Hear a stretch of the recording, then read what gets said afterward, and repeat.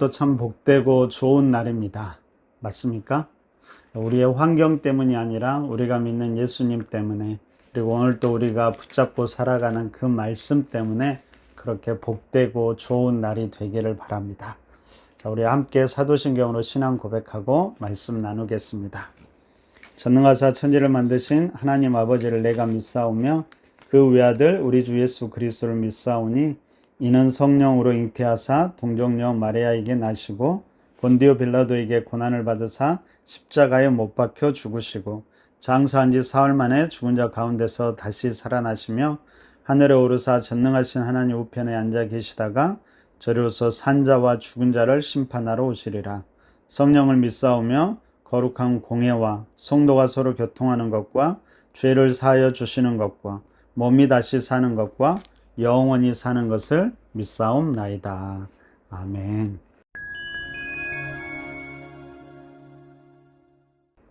오늘 우리가 함께 나눈 말씀은 누가복음 20장 말씀입니다.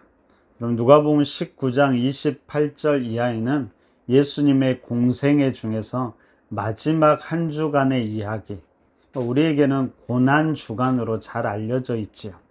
자, 예수님께서 예루살렘에 입성하신 후의 이야기를 다루고 있습니다. 이때 예수님을 만났던 사람들을 세 부류로 나눌 수가 있는데요.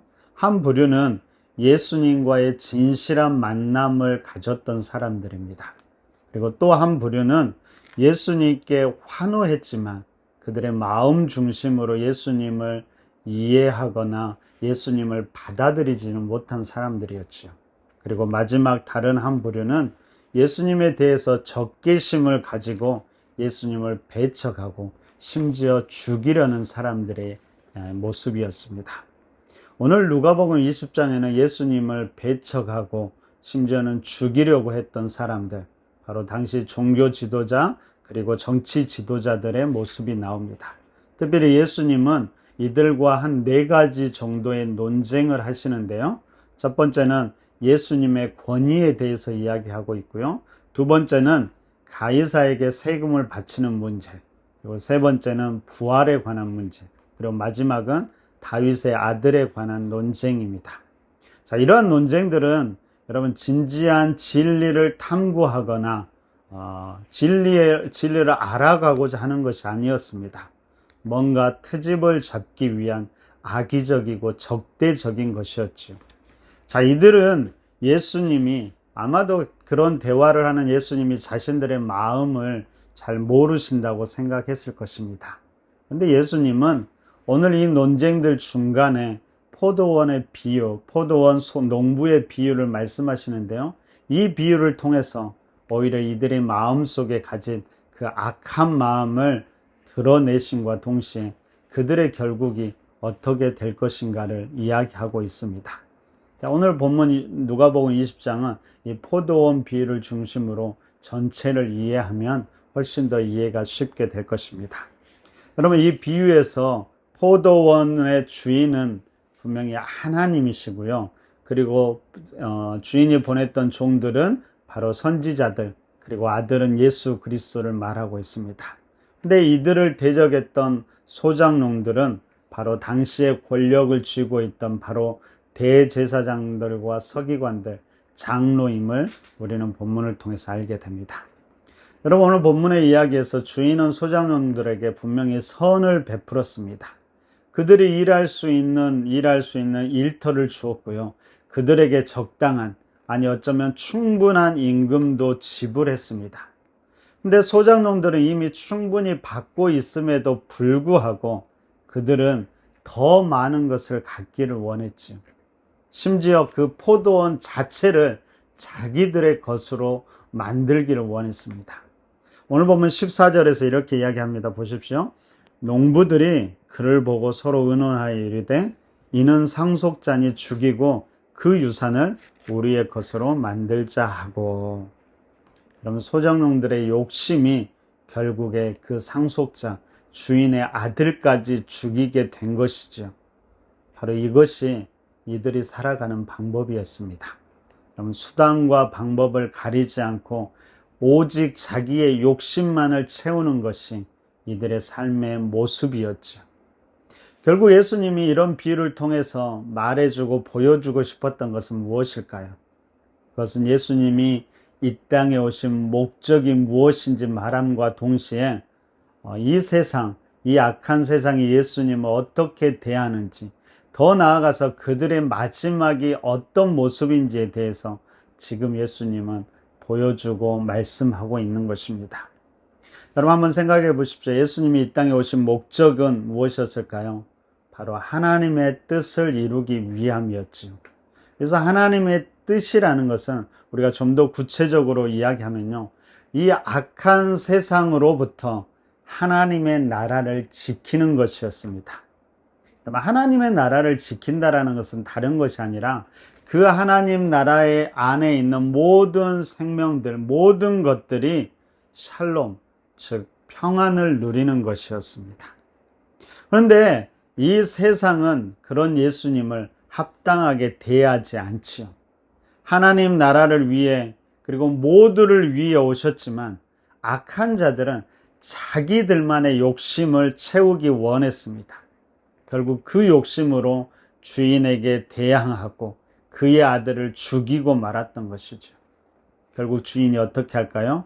그들을 진멸하고 그 포도원을 다른 이들에게 줄 것입니다. 그리고 그 포도원이 다시 모두가 샬롬을 누리는 하나님의 나라가 되게 하겠다라는 것입니다. 우리가 좀 더 집중할 것은 오늘 소장농들이 가진 욕심인데요. 많은 학자들은 이 부분을 좀 더 근본적인 부분과 연관시킵니다. 바로 창세기에 나오는 선악과와 바벨탑이죠. 그럼 무슨 말일까요? 인간이 하나님의 자리를 차지하려는 것, 더 나아가서 인간 스스로가 하나님이 되려는 시도, 바로 이 죄가 인류의 역사 가운데 지금까지도 흐르고 있음을 보여주고 있습니다. 그리고 이 죄가 바로 예수 그리스도를 죽였다라고 이야기하고 있습니다. 그들의 결국이 어떻게 된다고요? 오늘 주인 비유에 따라서 주인이 그들을 진멸하고 그 포도원을 다른 이에게 주면서 그 포도원, 하나님 나라가 다시금 모든 이들이 누리는 샬롬을 누리는 것으로 회복시킨다라는 이야기입니다. 자, 오늘 이런 포도원 비유를 중심으로 여러분 20장 전체를 우리가 한마디로 이야기한다면 아마도 도전과 핍박이라고 이야기할 수 있을 것 같습니다. 세상은 하나님의 아들 예수님을 인정하고 영접하기보다는 오히려 그 권위에 도전하고 협박하고 심지어 죽이기까지 서슴지 않는 모습이었습니다. 어떻게든 예수님의 흠을 잡고 싶었고 예수님의 방식이 틀렸고 예수님의 방식이 실패했다고 그들은 말하고 증명하고 싶었겠지요. 하지만 결국에 드러난 것은 무엇이라고요? 그들 자신의 악함이었습니다. 예수님은 그 악함을 친히 몸으로 받아내셨고요. 세상의 모든 악을 들추어 내셨습니다. 그러면서 신이 그 몸으로 그 모든 것을 감당하시면서 하나님의 뜻을 이루어 가시는 모습을 오늘 우리에게 보여주고 있습니다. 예수님께서 이렇게 살아가신 이유는 바로 예수님의 모든 근거가 하나님에게 있었기 때문이죠. 여러분, 하나님의 뜻을 따라가서 예수님은 살아가셨고요. 하나님의 뜻을 이루는 것이 예수님의 삶의 근본적인 목적이었습니다. 우리는 어떨까요? 오늘을 살아가는 우리의 삶의 근거와 목적은 과연 무엇일까요? 오늘 나를 움직이게 하는 힘은 과연 무엇입니까? 예수님처럼 하나님이 우리의 근거입니까? 아니면 예수님께 대항했던 바리새인들과 서기관들처럼 세상의 어떤 권력의 힘, 아니면 우리 안에 있는 어떤 욕심이 우리의 힘의, 우리의 삶의 근거가 될까요? 여러분, 하나님의 뜻이 그리고 하나님의 나라 모두가 누리는 샬롬이 바로 우리의 삶의 근거와 목적이 되기를 간절히 바랍니다. 오늘 25절을 보십시오. 이렇게 이야기합니다. 이르시되 그런즉 가이사의 것은 가이사에게 하나님의 것은 하나님께 바치라. 여러분, 가이사의 것은 가이사에게 하나님의 것은 하나님에게. 여러분 생각해 보십시오. 처음부터 하나님의 것이 아닌 게 과연 있었을까요? 여러분, 태초에 하나님이 천지를 창조하셨습니다. 모든 것을 하나님이 만드셨고요. 모든 것을 하나님이 보존하시고 유지하고 계십니다. 모든 소유의 주권은 하나님께 있습니다. 하나님은 그 주권을 함시도 포기한 적이 없으시지요. 이 땅의 모든 것, 우리에게 속한 모든 것, 심지어 우리의 자신의 생명까지도 하나님의 것임을 우리는 인정할 수 있어야 합니다. 여러분, 물질만이 아닙니다. 모든 생명들, 모든 자연들 모두 다 하나님의 것입니다. 그런데도 인간은, 우리는 그것이 내 것인 양 그렇게 생각하면서 살아가고 있지요. 모든 것이 하나님께로부터 왔고 하나님의 것인데 그것을 다시금 하나님께 돌려드릴 수 있어야 합니다. 여러분, 가이사의 것은 가이사에게, 하나님의 것은 하나님에게 바치라는 말, 특별히 바친다는 것은 다시금 돌려드리는 것을 이야기합니다. 하나님이 원하시는 방법대로 그것을 누리고 관리하는 것이지요. 여러분, 자연과 생명을 내 마음대로 하지 않는다는 말이고 결단이고요. 결국 그것을 사유와 내 것만을, 나만을 위해서 채우려는 그 욕심을 포기한다는 것입니다. 우리가 하나님 손에서 빼앗아 마치 내 것처럼 여기고 살아왔던 그 모든 것을 다시 하나님께 돌려드린다는 의미입니다. 여기에 우리의 믿음의, 신앙의 결단이 필요한 것이지요. 여러분, 모든 것이 하나님의 것임을 인정하십니까? 그렇다면 그것을 하나님께 돌려드리시기를 바랍니다.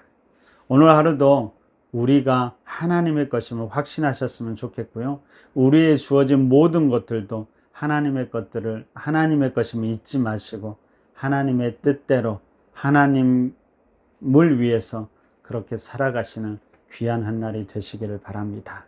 부탁드리는 것은, 여러분, 우리가 세상을 살아가지만 세상과는 다른 방식으로 살아가야 합니다.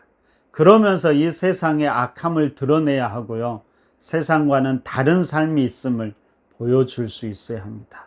그것이 이 땅의 소망의 근거가 되기를 간절히 바랍니다. 여러분들은 하나님의 것임을 잊지 마시고 하나님의 것대로 살아가시는 귀한 하루 되시기를 바랍니다. 우리 함께 기도하겠습니다. 특별히 오늘 하루 주어진 삶들 속에, 그리고 우리에게 주어진 많은 것들 속에 내 것이라고 주장했던 많은 것들을 다시금 하나님께 돌려드리기를 그렇게 결단하고 기도하고 살아가시기를 바랍니다. 특별히 우리 아이들, 청년들을 위해서도 기도해 주시고요. 다음 세대들을 위해서 기도해 주시고 이 땅을 위해서도 기도해 주시기 바랍니다. 그리고 하나님의 나라가 풍성히 경험되는 이 세상 될 수 있도록 함께 기도하시면 좋겠습니다. 그렇게 기도하고 오늘 또 삶의 자리에서 최선으로 살아가시기를 부탁드립니다. 함께 기도하겠습니다.